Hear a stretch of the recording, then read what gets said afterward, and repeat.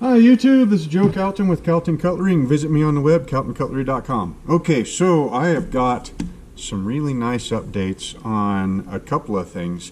You guys remember this new EDC pattern that I did like a, oh god, it was like a 27-part video on, creating or deciding what to make, creating the pattern, profiling the pattern, drilling the pattern for pinholes, and then step by detailed step all the way through until completing the knife and putting it on my belt.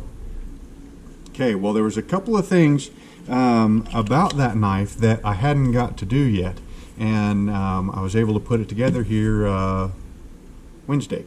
Today's Tuesday, yeah, so last Wednesday.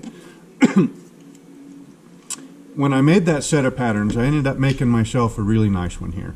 It's 250, 300-ish layers, something like that, 1095 and 15N20, with a stabilized cottonwood burl handle from a tree on one of my places.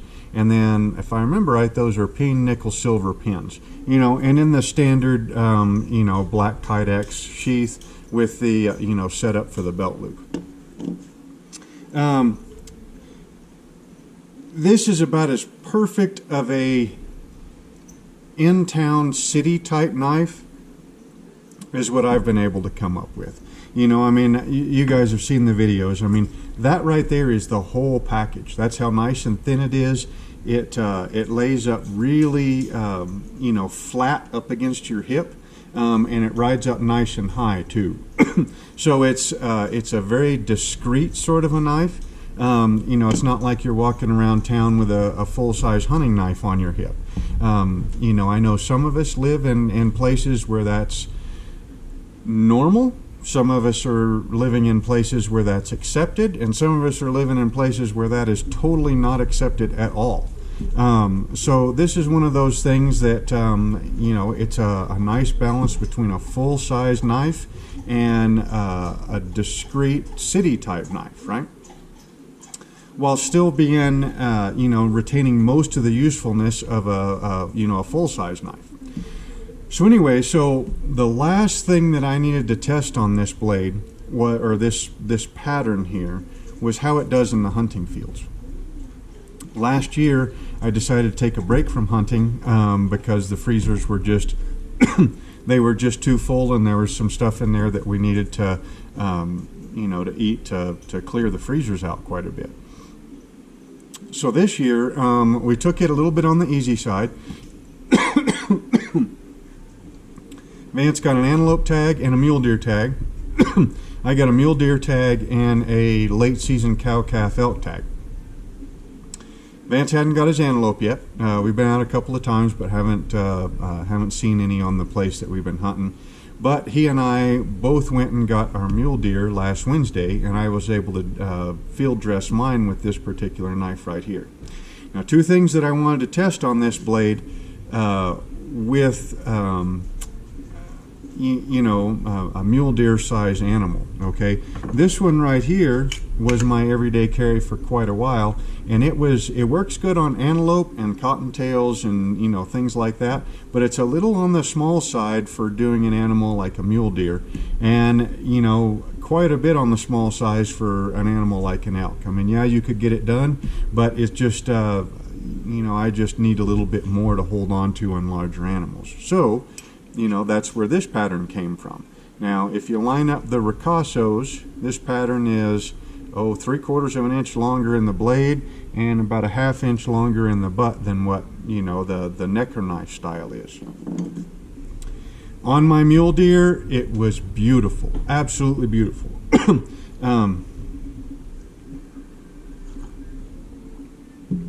For most hunting knives, I really prefer knives that have got full guards on them, right? Because when you're up there hunting, sometimes the weather turns south, snow comes in, sometimes you're cold, sometimes you can be dressing out your animal after dark.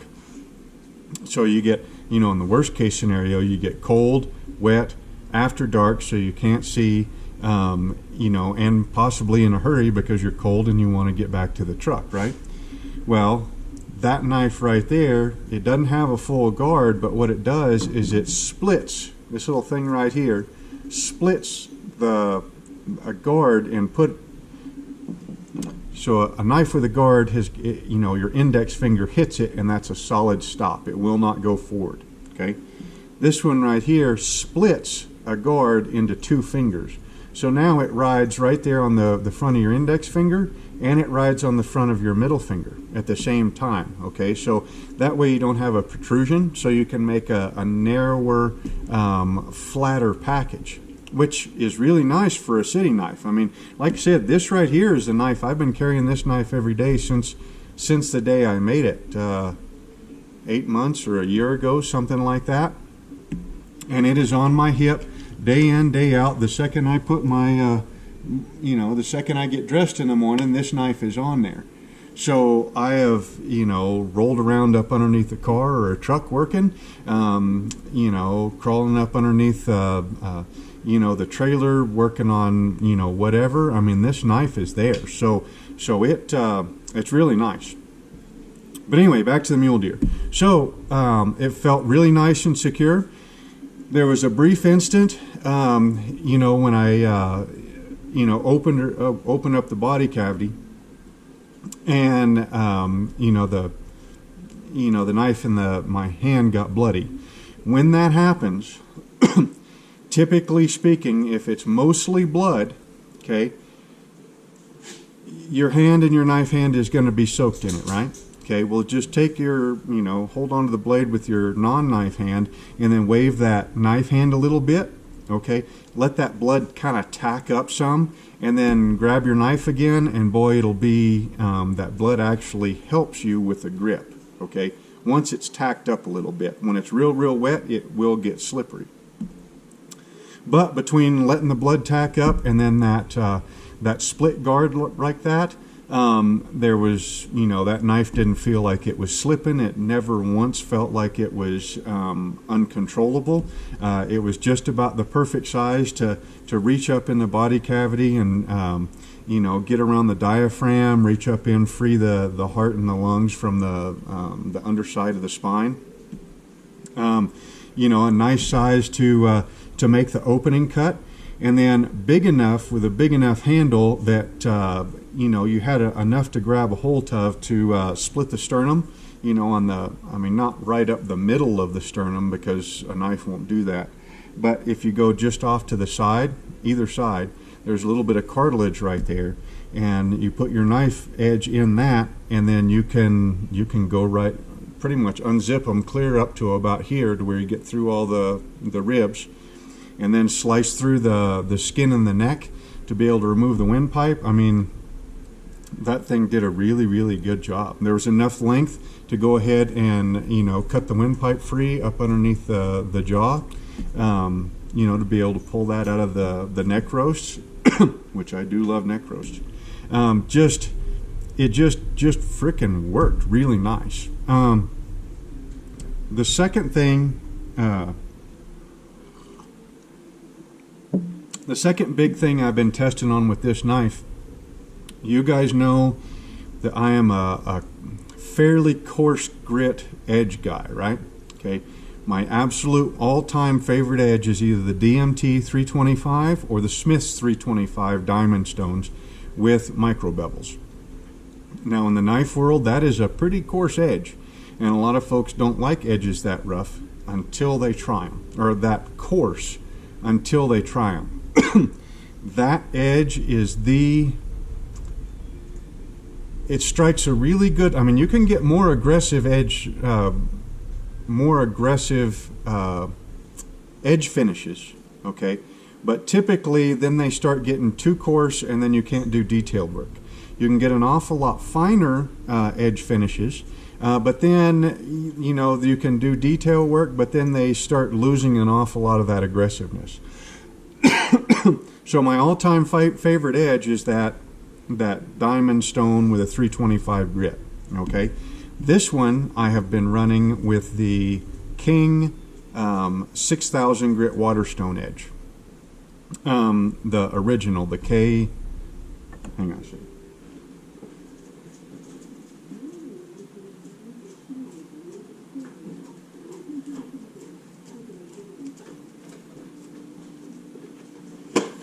The KW65.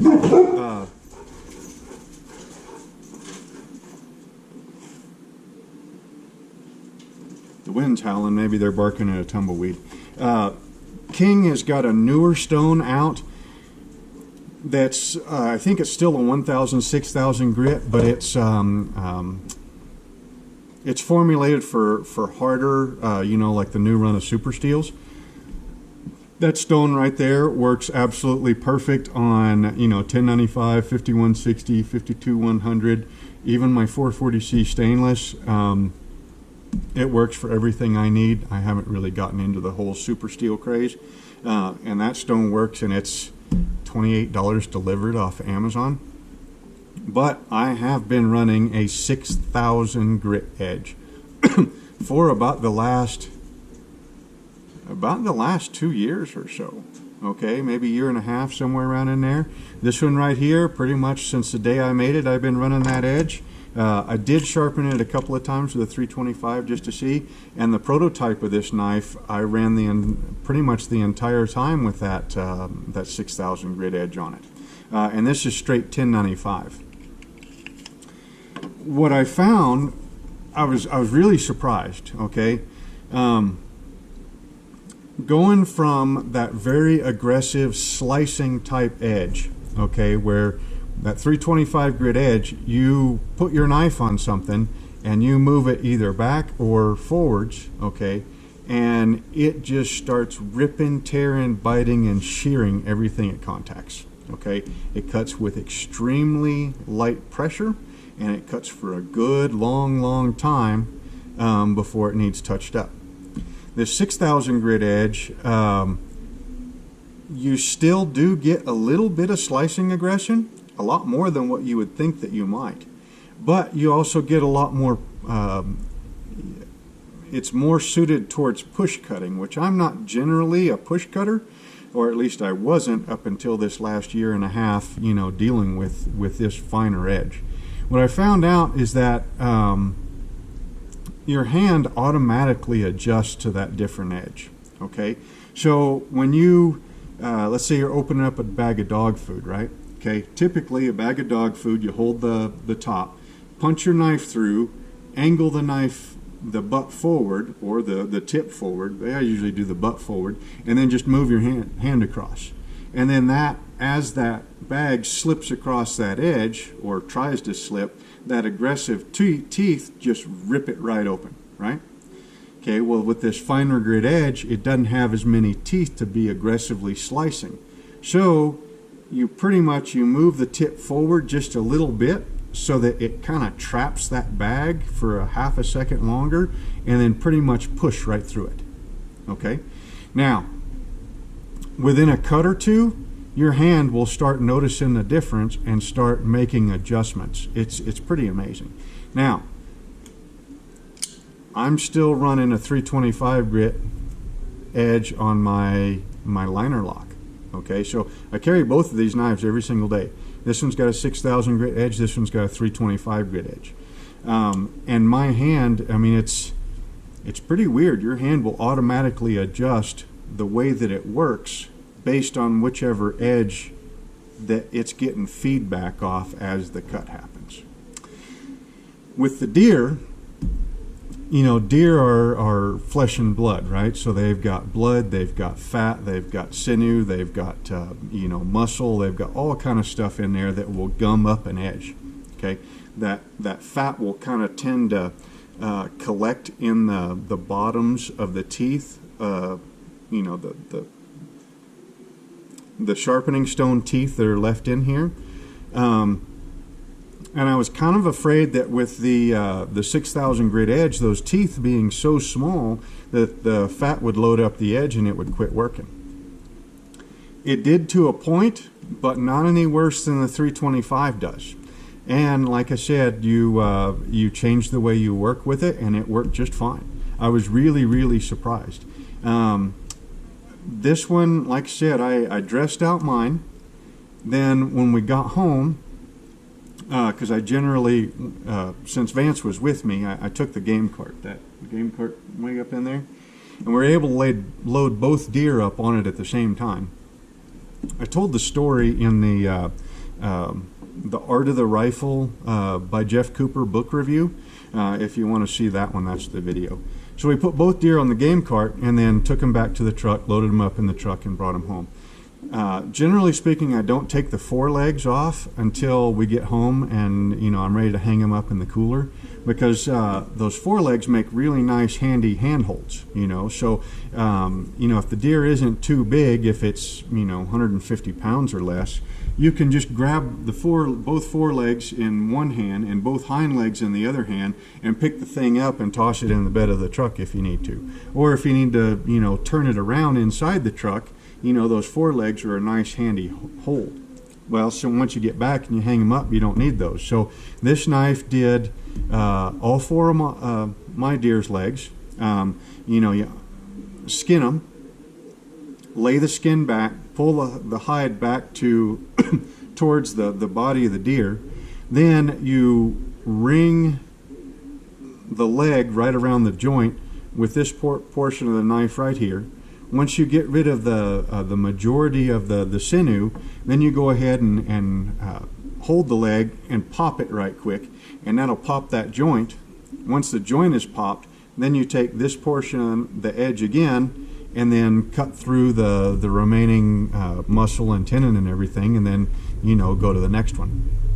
So this one did all four of mine and I think 3 of Vance's. He needs more practice on that, but we also had a place to be that evening, so we needed to go ahead and get them hung, and so I just went ahead and did them right quick.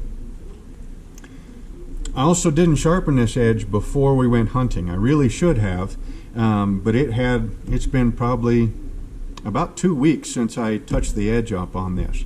And the surprising thing is that, I mean, it's definitely not a fresh edge anymore, but I mean, there's kind of some dull spots on it, but it's still taking hair.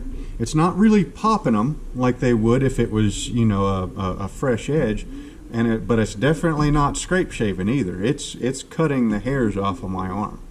So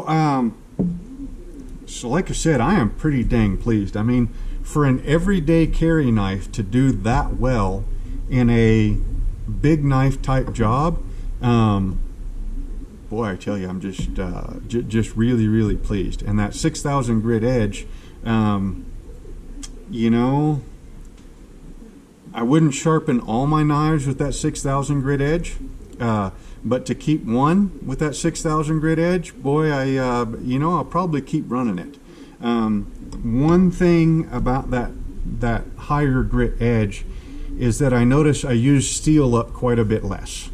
Okay, so which stands to reason. I mean, unless you're chipping your edge or really, really digging into staples or rocks or bone or anything like that, most of the time you just need a touch-up. And that 6,000 grit edge removes less steel than what a 325 grit stone would.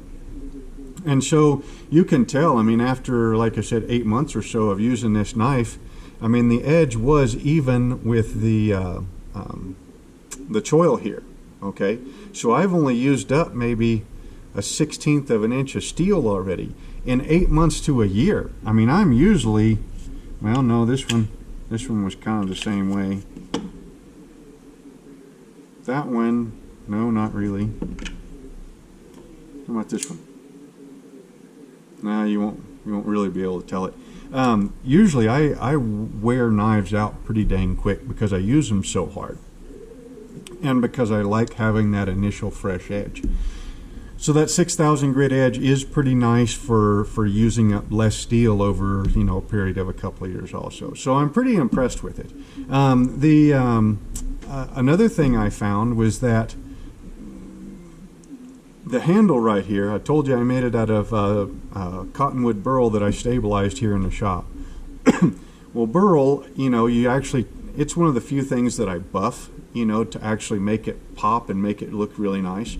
And that grip has actually been, you know, not too bad. Usually I leave like a 325 grit finish on wood because, you know, my hands are able to grip it a whole lot better. But this one really didn't do too bad at all. So I may end up starting to put a little bit higher finishes on handles and maybe buff a couple of them more a little bit because I was actually able to grab a hold of this one. Now, whether that's because my hands haven't been as calloused lately as what they typically are, you know, the amount of work that I've been doing lately, I don't know. But anyway, so the whole overall package and everything with the size versus the neck knife size. Now, if I was carrying it as a true neck knife, I would want the smaller size. Okay, if I was, if I wasn't, you know, I mean, you could use either one of these belt knives just fine. This one right here worked just fine on antelope. It would work fine on white-tailed deer. You could press it into service on mule deer, but typically you only shoot one or two mule deer a year that you're dressing out. Okay, so you know, you might very well like the smaller size for everyday carry over the larger one. This larger one seems to work just fine, so that's probably the one I'm going to end up keeping carrying, and I'm probably going to keep rocking that 6,000 grit edge on this one, just to kind of see, you know, what I find over the next couple of years. So anyway, so I figured I better share that with y'all. You know, knife testing keeps on going. I mean, just because you make a good knife once doesn't mean that you need to, you know, that you stop testing. You know, you test and test and test until you get sick of it, and then you test and test and test some more. Probably keep testing until I quit making knives. Probably keep testing even after that. So again, this is Joe Calton with Calton Cutlery. Visit me on the web, caltoncutlery.com. Hope you enjoyed the video, and we will see you next time.